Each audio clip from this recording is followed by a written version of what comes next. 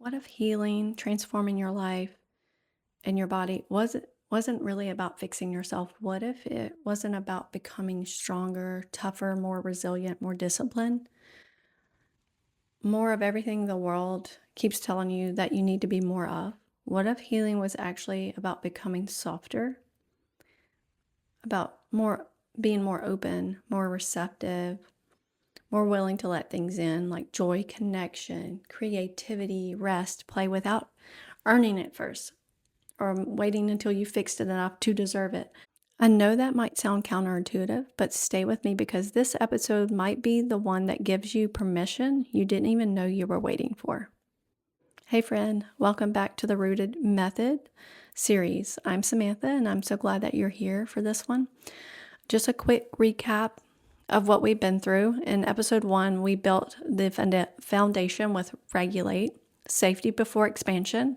Episode 2, we turned the light on with observe. Awareness creates choice. And now we arrive at the third letter, open. O for open. Healing creates openness. I'm going to just explain to you what I mean when I say open, that it's different from what most people might expect. In the world that rewards toughness, productivity, emotional endurance, openness gets misread as weakness, as being too sensitive, too soft, or just too much.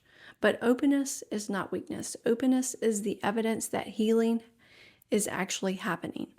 You can think about it this way. A clenched fist cannot receive anything. A closed door cannot let anything through. A body that is braced, armored, or in protection mode, even if that protection keeps you safe for years, cannot receive the things it deeply needs.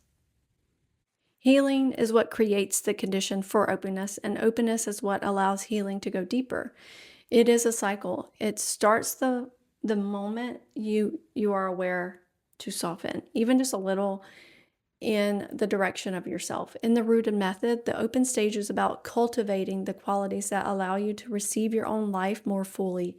Embodiment, creativity, play, connection, spirituality, emotional release.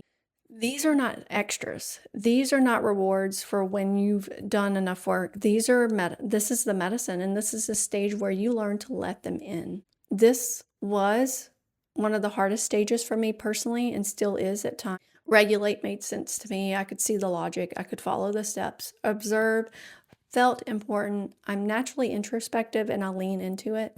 But open asked me to do something I hadn't done in a very long time, or I wasn't comfortable doing. It asked me to receive, and I didn't know how. I had spent years being the strong one, or the capable one, or the one that's just easy to get along with or pushes through. The one who figured it out, held it together, kept going. Softness felt dangerous.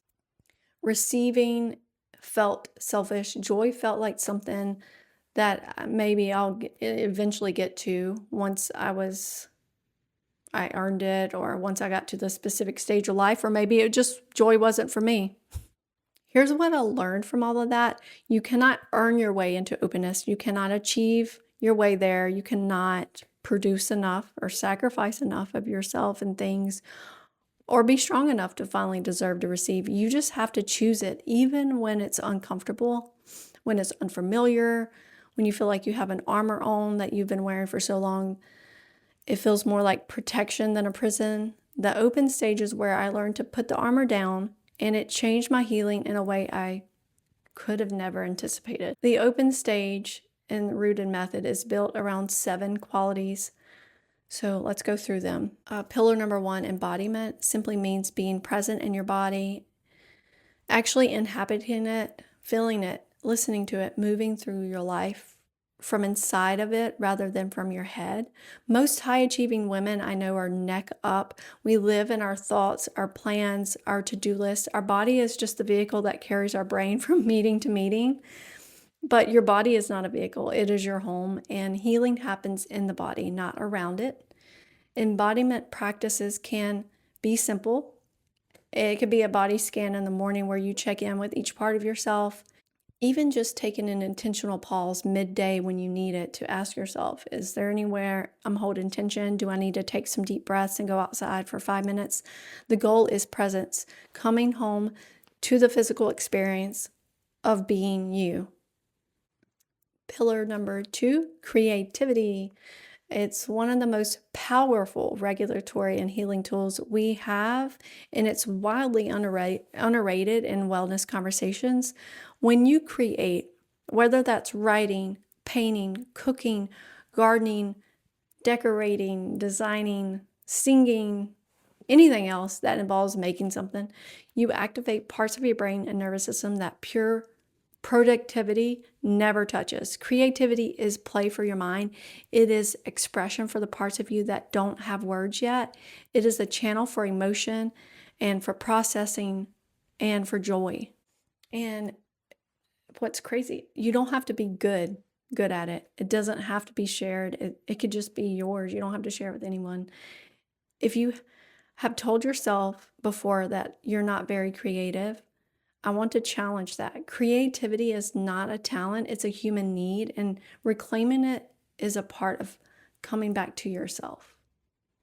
Pillar number 3, receiving. This one is simple to understand, but very hard to practice. Receiving means letting good things in without immediate deflecting, minimizing, or feeling like you need to earn or repay them. A compliment, an offer of help, maybe a moment of rest. And how often do you let these things in, or do you brush them off, immediately pivot to what still needs to be done? Receiving is actually a skill, and many of us, especially those who were raised to be givers, helpers, the strong ones, or maybe not even raised, if you're born, some of us are born a specific way to just always pour out to people. So receiving is a skill that has to be intentionally rebuilt. You can practice it small, let someone do something for you without apologizing. Accept the compliment without immediately deflecting. Sit with a good feeling for a moment before you move on. Your capacity to receive is your capacity to be filled, and you cannot pour from an empty cup. We've been trying that. It's not working. It's not working. It's not sustainable. Pillar number 4, softness and joy. I'm putting these two together because they live in the same neighborhood. Softness is not weakness. Softness is what happens when you stop bracing, when you stop anticipating the next hard thing, when you allow yourself to be gentle. And joy, not happiness, which is circumstantial, but joy, which is a deeper state of being that exists even in the middle of hard things. Joy is one of the most healing frequencies your body can be in. Research on positive emotions and immune function is clear. States of joy, gratitude, love, connection have measurable positive effects on your physiology. Joy is regulatory, it is healing. Where are the small pockets of genuine joy in your daily life? And are you actually letting yourself feel them fully when they're there? Pillar number 5, when did you last play? Not to be productive, not to exercise, play like purely from the enjoyment of it with no outcome attachment. For many adults, especially us women, mothers, caregivers, high achievers, play has been off the table for so long, we've forgotten what it even looks like for us. But play is not a childhood luxury, it's a nervous system need. It is how we process, how we connect, how we restore something in ourselves that pure productivity slowly depletes. This week, I want you to think about one thing you did as a child purely because it was fun, and I want you to find a version of that you can bring back into your life right now. Play is medicine, and you are allowed to have it. Pillar number 6, connection and spirituality. Human beings are not designed to heal alone. We are wired for connection with other people, with something larger than ourselves, with the natural world, with our souls. Connection is regulatory. Being truly seen and heard by another person or feeling held by something greater than yourself activates the same nervous system pathways as physical safety.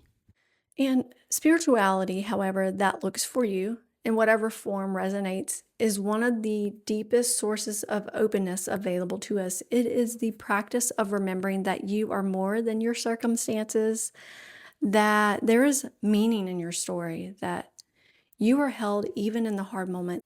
You know, I'm not prescribing what spirituality should look like, just inviting you to tend to that part of yourself. Whatever feeds your soul at that level, because a woman who is connected to something deeper than her to do list is a woman who can receive her own life.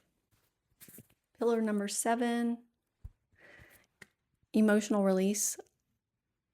Emotions that don't move through us get stored in us, in our bodies, in our nervous system, in our patterns, our behaviors, our physical symptoms. The open stage is where we create safe pathways for those emotions to finally move, not by forcing them or performing to heal, but by creating the conditions through all the pillars we've talked about today, where emotions can surface and be felt and released naturally and safely. This might look like crying, journaling, having a conversation with someone you trust, being outside, moving, shaking something loose, a moment in a prayer or meditation where something finally lets go.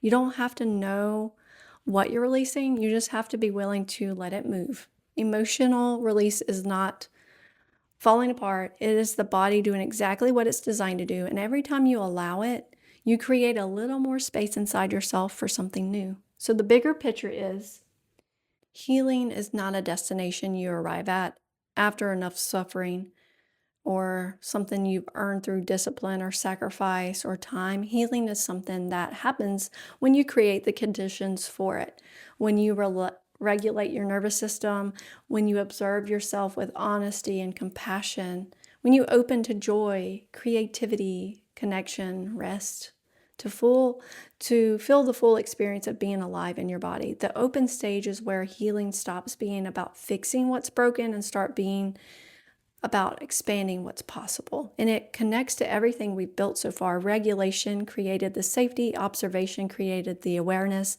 and openness creates space for more healing, more joy of who you actually are to come through. This is the work, and it is beautiful work. So I'm going to leave you with a little homework. This week's practice, choose one pillar from today, just one. Like always, give yourself permission to actually do it. Let yourself create something just for you. Let yourself play. Let yourself receive something without deflecting. And remember, there's no way to do it perfectly. There's no such thing. You just have to be willing to open even a little, even if it feels unfamiliar and strange at first.